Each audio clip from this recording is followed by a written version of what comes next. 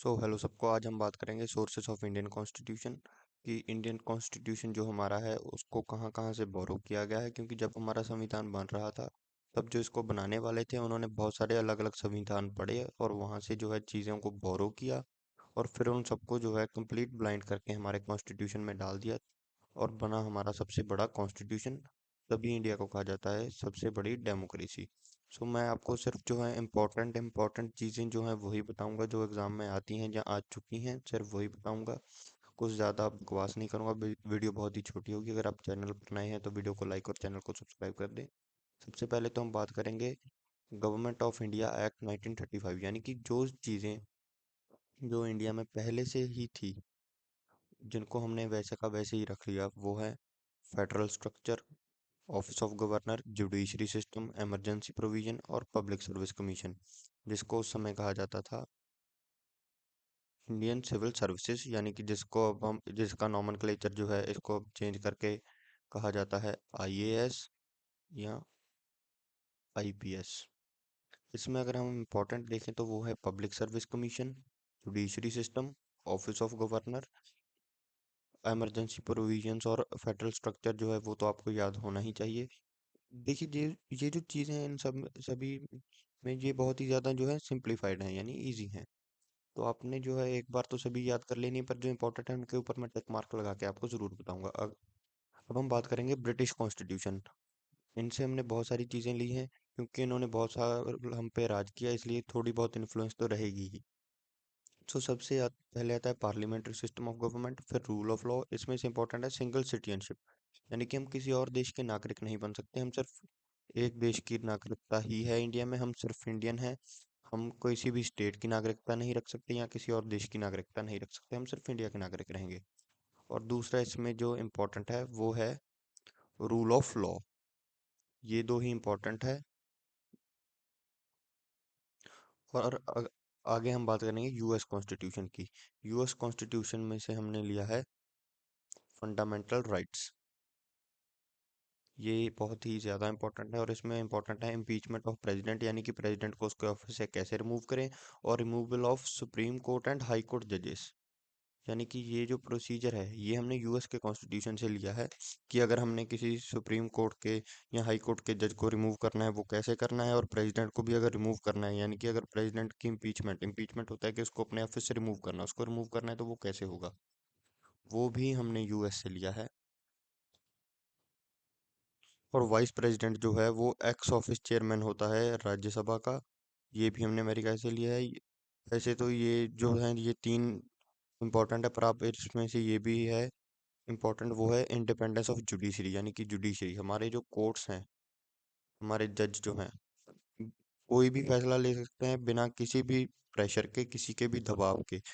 जो जुडिशरी है वो एक इंडिपेंडेंट बॉडी है, वो किसी मंत्री से नहीं डरेंगे, वो किसी से नहीं डरेंगे। वो खुद एक इंडिपेंडेंट बॉडी है और वो अपने फैसले जो है खुद ले सकते हैं। अब आगे हम बात करते हैं कैनेडियन कॉन्स्टिट्यूशन की। कैनेडियन कॉन्स्टिट्यूशन से हमने लिया है फेडरेशन विद स्ट्रॉन्ग सेंटर, यानी कि सेंटर के पास जो है वो मैक्सिमम पावर्स होंगी, हाई पावर्स होंगी। और जो पावर की डिस्ट्रीब्यूशन है सेंटर और स्टेट में वो कैसे होगी। और आगे जो है appointment of state governors bye centre, यानी कि जो स्टेट गवर्नर्स होते हैं उनकी जो अपॉइंटमेंट है वो प्रेसिडेंट करता है। वो प्रेसिडेंट कौन सी गवर्नमेंट का पार्ट है इंडिया की, सेंटर स्टेट का। और advisory jurisdiction of supreme court, इसमें से जो इम्पोर्टेंट है वो ये है distribution of power between centre and states and appointment of state governors and centres. अब आगे हमारा आता है ऑस्ट्रेलियन कॉन्स्टिट्यूशन। अब हम ऑस्ट्रेलियन कॉन्स्टिट्यूशन से हमने लिया है कॉन्करेंट लिस्ट। कॉन्करेंट लिस्ट एक ऐसी लिस्ट है, यानी कि कुछ मुद्दे जो होते हैं जिन पे सिर्फ स्टेट सरकार जो है वो एक्शन ले सकती है, यानी कि जो उनके अंडर आता है। कुछ मुद्दे जो होते हैं जो सिर्फ सेंट्रल गवर्नमेंट के अंडर आते हैं, और कुछ मुद्दे ऐसे होते हैं जिनमें ये मिलजुल कर काम करते हैं। जिन मुद्दों में ये दोनों मिलजुल कर काम करते हैं वो मुद्दे होते हैं कॉन्करेंट लिस्ट। ये जो है हमने बोरो किया है ऑस्ट्रेलिया से।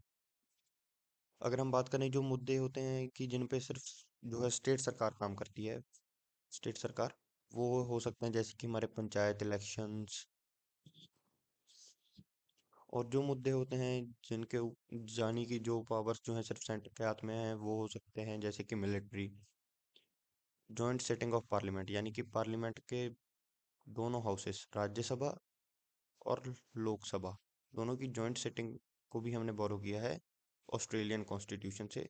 और freedom of trade and commerce with in the country यानी कि देश के बीच खुलेआम ट्रेड या आप कहीं पे कुछ भी खरीद या बेच सकते हो वो। अब हम बात करेंगे आयरिश कॉन्स्टिट्यूशन की। इसमें बहुत ही ज़्यादा इंपॉर्टेंट जो चीज़ है वो है डीपीएसपी। It's very important. ये आपको किसी भी हाल में याद रखना ही रखना है। ये बहुत बार बहुत अलग अलग एग्जाम्स में आ चुका है कि हमने जो डीपीएसपी है वो कहाँ से बोरो किया है। हमने डीपीएसपी को बोरो किया है आयरिश कॉन्स्टिट्यूशन से। अब आगे है मेथड ऑफ प्रेसिडेंशियल इलेक्शन यानी कि प्रेसिडेंट को इलेक्ट कैसे करते हैं, ये भी इंपॉर्टेंट है। वो हमने आयरिश कॉन्स्टिट्यूशन से लिया है। Nomination of members of Rajya Sabha. अब हम आगे बात करेंगे, याद रखिएगा डीपीएसपी हमने बोरो किया था आयरिश कॉन्स्टिट्यूशन से। अब हम बात करेंगे सोवियत कॉन्स्टिट्यूशन की। ये उस समय एग्जिस्ट करता था, अब बाद में इसको जो है ये खत्म कर दिया था। बहुत सारे देशों में यूएसएसआर जो है वो डिवाइड हो गया था और जो इसका मेन सक्सेसर है वो है रशिया। हमने जो फंडामेंटल ड्यूटीज हैं याद रखिए, फंडामेंटल राइट्स नहीं, फंडामेंटल राइट्स हमने अमेरिका से लिए थे और फंडामेंटल ड्यूटीज हमने ली थी यूएसएसआर से। फंडामेंटल ड्यूटीज याद रखना है, इसमें आपने फंडामेंटल ड्यूटीज और फंडामेंटल राइट्स इनमें कंफ्यूजन नहीं क्रिएट करनी है। फंडामेंटल राइट्स हमने लिए थे अमेरिका से।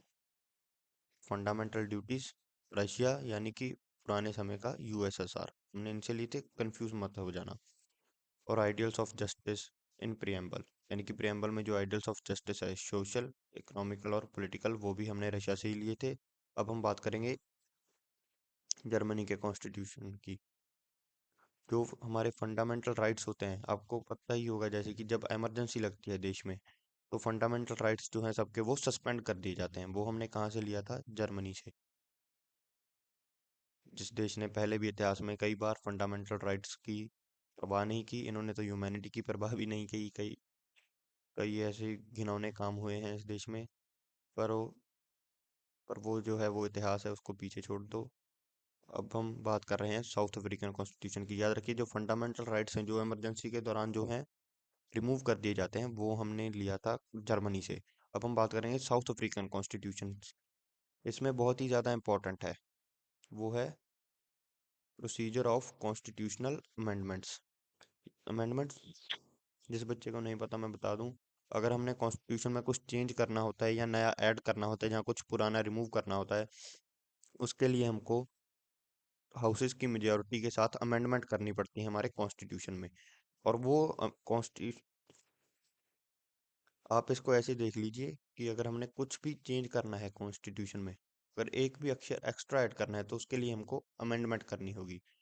तो वो हमने कहाँ से लिया था, वो हमने लिया था साउथ अफ्रीका से। और इलेक्शन ऑफ राज्यसभा मेंबर्स वो भी हमने कहाँ से लिया था, साउथ अफ्रीका से। अब हम बात करेंगे फ्रेंच कॉन्स्टिट्यूशन।